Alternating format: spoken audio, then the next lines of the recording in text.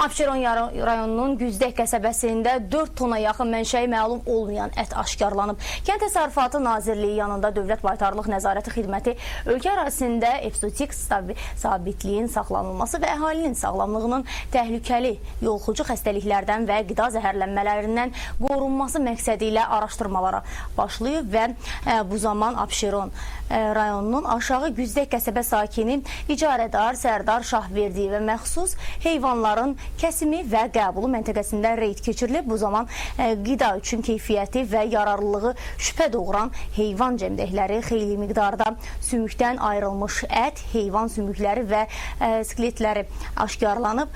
Amma buna baxmayaraq sahibkar deyilənlərlə razı olmadığını bildirib və baytarlıq əməkdaşları ilə mübahisə belə etməkdən çəkinməyib. Və onda nəzərinizə çatdırıq ki, qeyri-qanuni işlə məşğul olan icarədarlara və sakinlərə də bununla bağlı xəbərdarlıq olunub.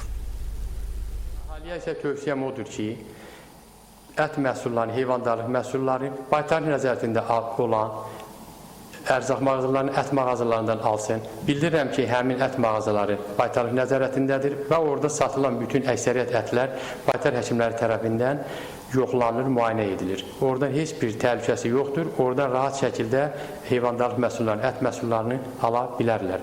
Əsasən bu işlə məşğul olana qeyd etdiyim kimi gizli fəaliyyət göstərən sexlərdir.